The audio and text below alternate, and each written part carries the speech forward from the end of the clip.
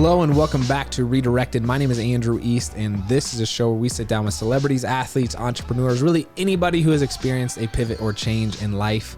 I call these pivots redirections, and at some point or another, we all go through them. And so I wanted to sit down with people who have made it through these changes well in order to glean their wisdom, but also hear some entertaining stories along the way. And we're continuing today our Forbes 30 Under 30 series, where we're talking with people who are redirecting the future and have visions of something much better or different than we're currently living in. And we sit down with Jameson Rader, who has, I really enjoyed this conversation with Rader. He has co-founded a company called Q Audio.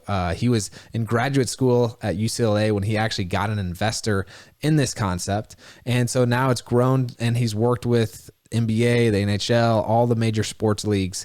And what the idea is, and I'll let him explain it more than I will because I'll butcher it, but essentially it enhances the live event experience. And there can be an audio signal sent from a central location like the scoreboard at an arena that triggers something on your phone so that everybody can experience like a light show if people hold up their phones. And it's next level, and it's fun to talk with someone who's able to think up such a concept, but even much more actually execute on the concept. And so if you want to find out more about Jameson and his company, Q Audio, I'll link information on both down below. And if you haven't subscribed to the show and given it a rating, please do so on whatever platform you're listening on. It helps us out. Let's go ahead and jump into this one with Jameson Rader. Jameson, thank you so much for taking the time to talk today. I'm really excited for our conversation. It's nice to meet you. Yeah, great. Thanks for having me. Nice to meet you as well. Couple questions just to get us started here. If you had to say which school was the better school, would you say Northwestern or Vanderbilt? I'm curious. Okay, so Northwestern or UCLA, where I did an MBA for like. No, Vanderbilt. Oh, you went to Vanderbilt. Vanderbilt, yeah. And everybody's always like, they're the Northwestern of the South, something like that. Vanderbilt has like 4 houses, right? That are like kind of like Hogwarts or something. What? Like, who fed you that information? I heard that when I was like 16, and it made me want to go to Vanderbilt. I was like, no. They put us in freshman houses, so I guess maybe that's it. But no sorting hat or anything, so unfortunately. You weren't like Ravenclaw, Gryffindor. Dang, you thought I would be a Ravenclaw though? First of all, what's up with the just throwing it out there? I'd be a Slytherin. Look, I always like to start off. I'm curious if you could give us a background of who you are. What is the foundation of how you got to where you are today? Like maybe even what your parents do, if you don't mind jumping into that. Yeah, absolutely. So I guess I could say I like learning things. So that's kind of like where everything started for me. It's always buy a book, read it, learn. So I was like big into like going all the way back to like a teenager, big into teaching myself math. So I did a bunch of math and stuff, applied to college when I was 16. My parents got divorced, and I was like, do I live with mom? Do I live with dad? Do I go to college? So I was like, I'm going to college. So, I went to Northwestern, majored in economics. At 16?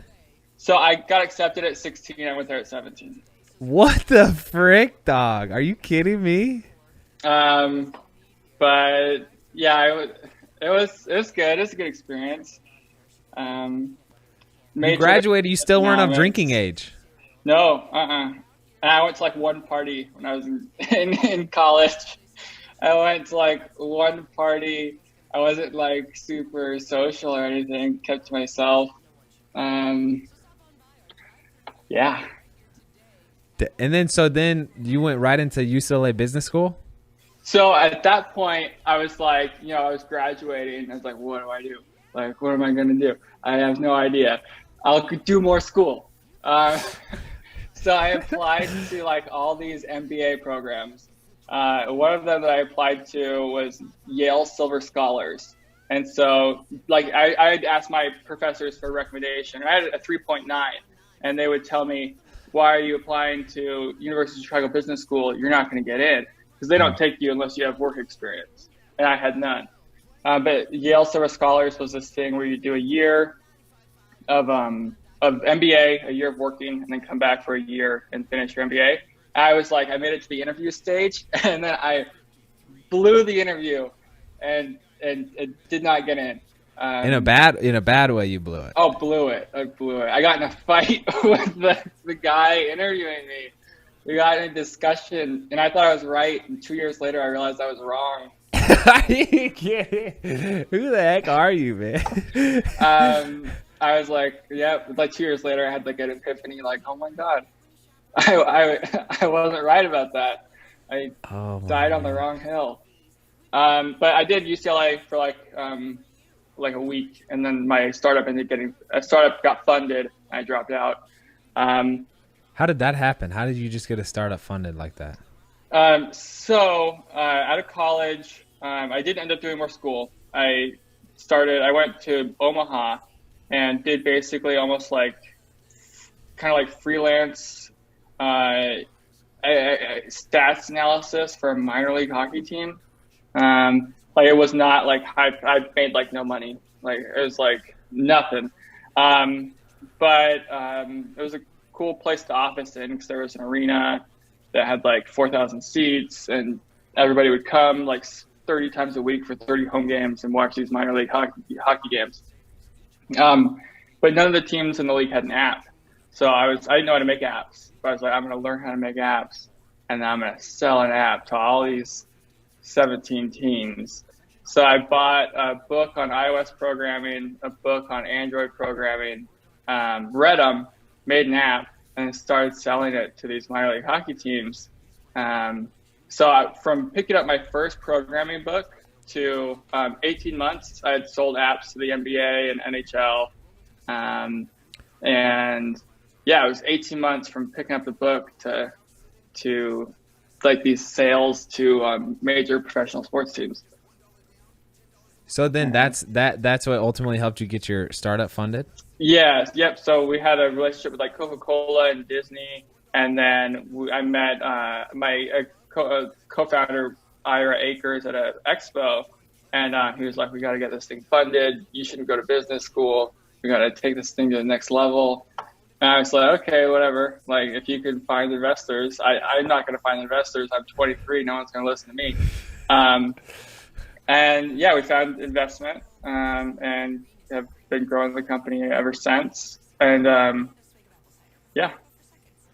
Jameson, do you realize that your life experience is so different than anybody else I've maybe ever talked to, bro? Going to college at 16, graduate, get in a fight at a job interview. Never heard of that story. You learn how to freaking you taught yourself math, how to do app coding. Then you get a startup funded. Your first startup gets funded. And you drop out of business school. That is, I was just thinking, like, I've talked with quite a few people who have dropped out of school, and like it seemed like a really kind of counterintuitive decision for them to make, just given their position in life. But for you, I feel like it just kind of fits, you dropping out of school like that. Yeah, it was the fiscally responsible decision. Interesting. Yeah. Oh, because you're either gonna have to pay for school or get paid by your startup. Paid like a salary. Yeah. Yeah. Yeah. And I learned way more about business, like managing a business, than I would have in school, for sure. What? So you're very like analytical thinking, I imagine. Mm-hmm. Like, yeah. So is that? I have so many questions. First of all, about Q, because I cannot wrap my head around what the frick or how the frick it works. I'm sitting here looking at it's. You send data through audio, explain what Q is, if you don't mind. Yeah. So Q is based on a concept that there's more ways for devices to communicate than RF, so Bluetooth, Wi-Fi, cell service. So we like to say that we are literally giving robots a voice. So devices, any device with a speaker or microphone communicates through high frequency inaudible sound to any other device with a speaker or microphone. So they're basically talking, but so high pitched to where people can't hear it. So that's kind of the premise of our technology, and that's kind of what powers everything that we do. And so the uses so far, have a lot of times been in stadiums or concerts where it's kind of like a show that the audience is able to participate in? Yeah, so the biggest product to date has been smartphone light show. So it's great for device synchronization. So like everyone holds open their phone and the mic's on. So like we do this with like the New Orleans Saints, so like all the Saints fans in the dome, hold open the Saints app and we embed ultrasonic audio into the pregame video, and then it'll hear that ultrasonic audio, and then everybody lights up to the beat of the music. So it's like a big smartphone light show. So you'll see people, at concerts that turn their flashlight on manually and just like kind of like wave their phone. This is like the next level of that, where everybody's synchronized. Have you gotten much negative feedback either from, dogs who are hearing the high frequency, or like, the whole "are you tapping into my phone" concept? Yeah, so the dogs think that's a good question. They can hear it, but like it's kind of like white noise, and it's like only like 3 seconds in totality throughout the whole song. So it's like not a concern. I think young children might be able to hear some of it too, because they have really good hearing. But yeah, a lot of people, like a video went viral on Reddit of the light show, and like a lot of the comments were like, "Congratulations, the team now knows everything about you and knows, and like, no, we don't. Like the security, like on an iPhone, like there's the user permissions are like, we don't know. We actually have no information about you, like at all. And none of the audio gets uploaded, so it's all locally decoded. So everyone's like really skeptical, but we know way less than you think. You strike me maybe as a guy who spends a lot of time on Reddit. That's my favorite social media platform, actually. Yeah. Too much. So what are the smartphone light show sounds amazing. I'm curious, when you're sitting in the stadium watching this technology that you've built deploy to tens of thousands of people, walk me through that experience. As an athlete, like, it's one thing to run out on the field and have, I guess the ambient noise. Nobody's cheering for me specific. I was a long snapper, so nobody cared what I did. But it was kind of cool. But you're actually like controlling. What's that experience like? Yeah, so I'll tell you a story. So we did the college football playoffs like January or February, right before like the world ended, like 2020. So it's like the last hurrah of like sporting events of the year, like unbeknownst to us.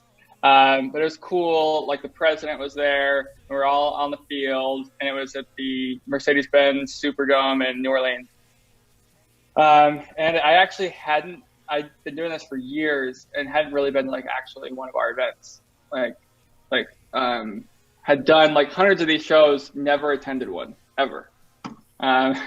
So this is like actually one of the first I was actually in attendance for. And it was really cool because we had like all the badges, like be on the field the whole time, like both during and after the game. So like after the game, we're taking videos. You just see like us running on the crowd and running circles through the confetti, probably looking like total idiots. But it's like super nervous. Like I thought like right before the light show started, like you feel like you're going to pass out. You feel like everyone's staring at you. Like literally, like I hope I don't pass out right now because I'm on camera and they'll just see a guy pass out on the field. What happened to that guy? And then it like happens, and then once it happens and goes well, like it's just like such a feeling of like relief and like enthusiasm. Those are like, that's probably the time I've been like most pumped, was just seeing the college football playoff light show, and then knowing that I got to enjoy the rest of the evening because like my portion of the game was done. And I was like, from here on out, I get to have fun. How do you test something that's ultimately going to be used for a full stadium of phones? What's the testing process like? I mean, to a certain extent, it kind of sounds like you have to roll the dice and say, all right, well, it worked on. How do you do it? It's really hard to simulate an arena full of like 80,000 people. Yeah, for sure. So that's why the ultrasonic audio is a big component, because we can say we don't care what network conditions look like. If we were to put this thing in a Faraday cage. Like if we were to like completely take away all connectivity, it's still going to work. And then from there, you're thinking like, how many do the bodies, like we can test in an empty stadium, but is 80,000 bodies going to cause too many reflections? There's a lot of stuff like that that kind of goes into the thought process. And then other times, like we have 80,000, the network infrastructure is not made for 80,000 open devices at the same time. It's made for like a distributed network load, like over the course of the game. Not like, so if we do anything, network requests caused by the audio, you see these huge spikes in data that like don't happen organically. So I swear, I think one time we like just spammed a cell tower with like, we did the survey game and like uploaded way too much data from all these devices. And I think we like brought down a tower because we had such massive like requests all at once going that we just clogged the system. And then we realized we had needed to randomly stagger any network requests because like doing them all at once was a bad idea. I'm imagining that cell phone tower just like instantly combusting into flames or something like that. Something just stopped. Things just stopped working. It was not as smart. But it was funny being like, I doubt like anyone's done something, an experiment of similar scale where we have 80,000 smartphones pinging the same thing out of nowhere. Has there been one distinct time you can remember the whole technology just flopping?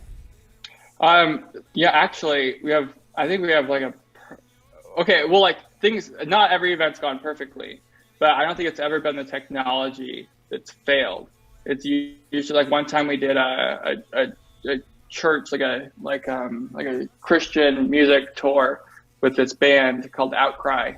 And everyone had the app open, but like at the wrong time for the wrong song. And so everyone has it open, but like a miscommunication between the artist and the fans. So like everyone has it open, doesn't do anything. Then the next song, which is the light show song, everyone's already put away their phone. That's probably the biggest kind of flop. Dang. It seems to me that as amazing as a smartphone light show is, that there's some way deeper or more impactful ways this could be used. Have you guys explored and pursued many of those? So in one way, that's kind of like, I guess, one of the hidden blessings of a global pandemic has been the shutting down of live events. That's where all of our business was. So we had like most of 2020 to like be like, okay, what do we do outside of sports, outside of live events? So what we've done in the past few months is we've actually gotten a lot of good traction. So we've done, let's see if I can remember them.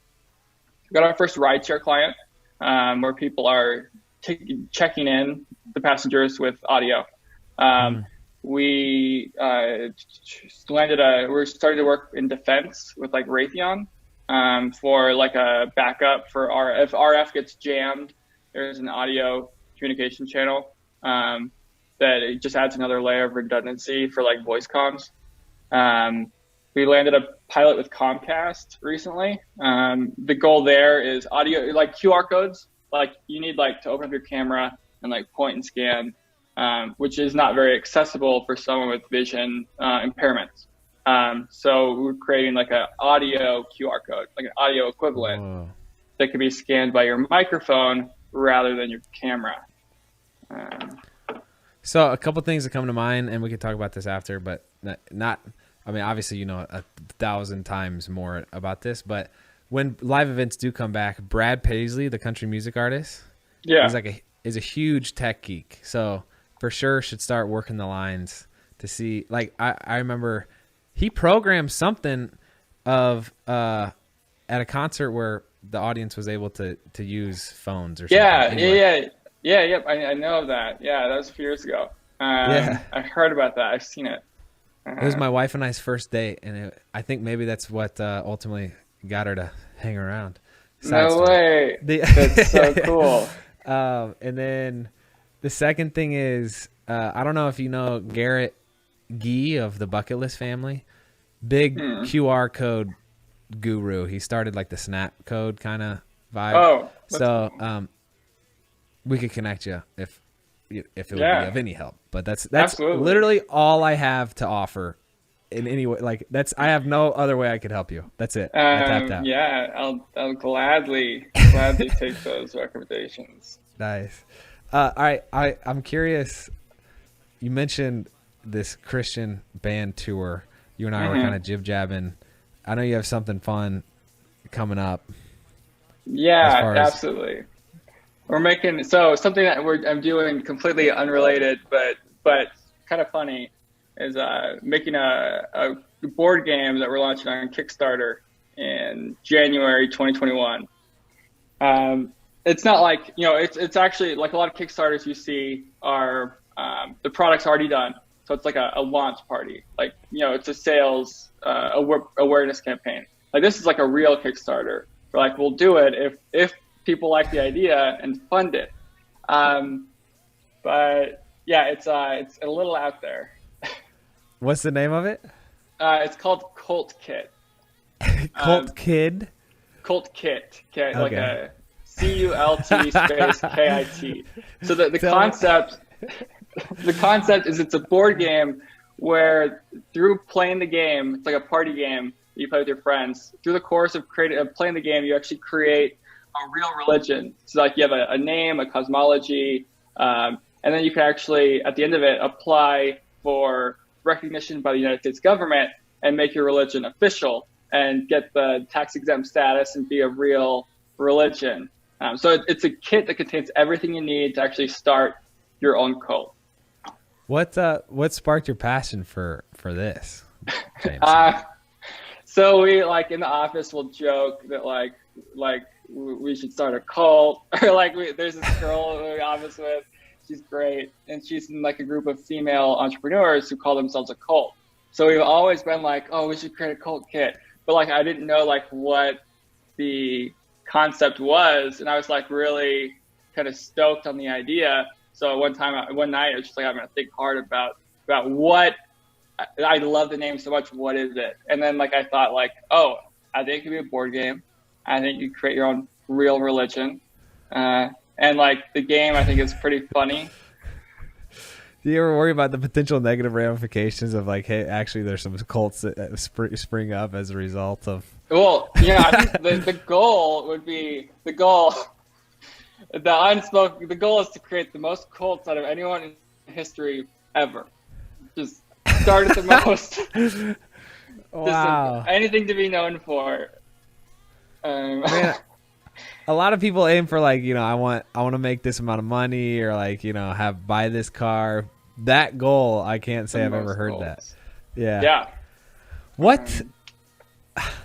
I'm so curious, like what your perspective on life is. What do you get excited about when you wake up in the morning? Perspective on life, pretty nihilistic, but what gets me excited, I love learning new things. I'm trying to do a lot with studying machine learning. Just, it's so fun. So I the other day I downloaded like a Kickstarter data set and was like trying to see like pull out some algorithms to predict like what makes a successful Kickstarter. But learning new things and then getting people to use the things I create. It just the process of creation, with the conclusion that people are using the thing that you created, is kind of what drives me. What, aside from creating the most cults of anyone ever, what are like your life goals, Jameson? So that's a good question. I have a lot of what I've always done. I've never been super oddly like goal oriented. I've always made my goals time-based. So even when I was a kid, like 16, I'd be like, I'm going to study math for the next 3 hours, and I'm going to do that every day when I wake up in the morning. And now my commitments are still, my goals are still time-based. Like I'm going to like work 10 hours today, and I time it and like map out like what I worked on. and usually that's kind of good for like a day to day, but I'll admit it's probably not the best for long term focus. But my goal, of course, would be to grow Q and really make it that kind of next level where it's not a startup, but it's like an established company. That's my number one goal right now. So, your role within Q is founder, not CEO, correct? Well, I always laugh when people be like, I don't want to say CEO, because if you're a company of 7 people, you're like, I'm the CEO. Like, it just sounds silly. So I've never wanted to use like executive titles. So we go by like founder. That's my preferred title for sure. Do you? I assume that your company culture over there is probably a blast. Yeah, we have a lot of fun. Wow. But like, we have like some really great people. I mentioned Ira Akers before. He's like the heart and soul of the company. He's just like an amazing, like the ultimate like family person, like great father, like perfect salesman, and like super wholesome. And I feel the same way about kind of everyone we work with. A lot of smart people that are a lot smarter than me for sure. Makes me feel bad about my programming skills. But you don't have any kids, do you? No. Yeah. Nope. Wow. Okay. You've lived such a unique life, and that's a ridiculous thing to say because everybody does, but like truly your decision-making tree, I feel like, is different than anyone I've probably talked to. What are 3 lessons that you've either been given or have learned that you find valuable? Yeah. So, I guess I don't have like a prepared answer, but thinking like one of them is definitely when creating a business and like choosing partners, choose based on kind of like skill and work ethic rather than connections. I've had partners and people I've worked with who have so many connections. You're like, this guy goes to dinner parties with the owner of the Jets. He'll if we make it, he can sell it. And like, no, he can't. Like, there's no replacing like a good product.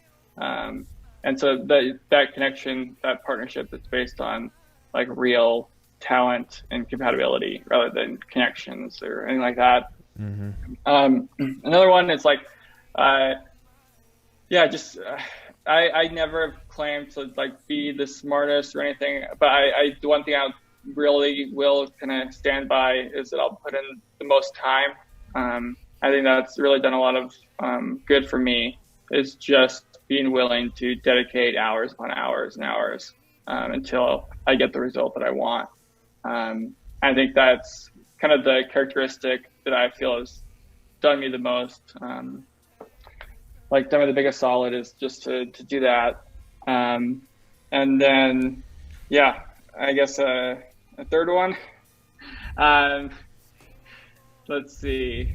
I don't know, something that I wish that I would be better at is just be more outgoing. I've seen that like people who are more outgoing, they really do get a lot more kind of like opportunities. And most of that comes from networking. So I work with Ira and our designer, and they're both really outgoing. And I can see that really does contribute a ton to the opportunities that you have available. That surprised me. You don't consider yourself outgoing. You seem very. This is our first conversation. You seem very comfortable. When I'm in like a right environment, and when things are set up to where like I know I'm supposed to talk, like then I'm fine. But if it's like a group of people, like I'm not going to fight for like my time to be the one in the center of attention or anything. I'm pretty introverted. Like I actually I haven't left my apartment for like 2 weeks. Granted, like we had like quarantine, like my dad got like COVID and then like exposed all of us to it. But it was a great 2 weeks.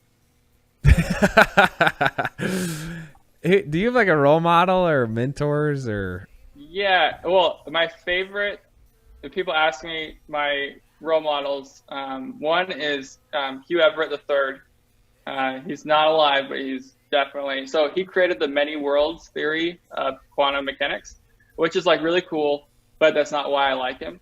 I like him because he was like a rock star scientist.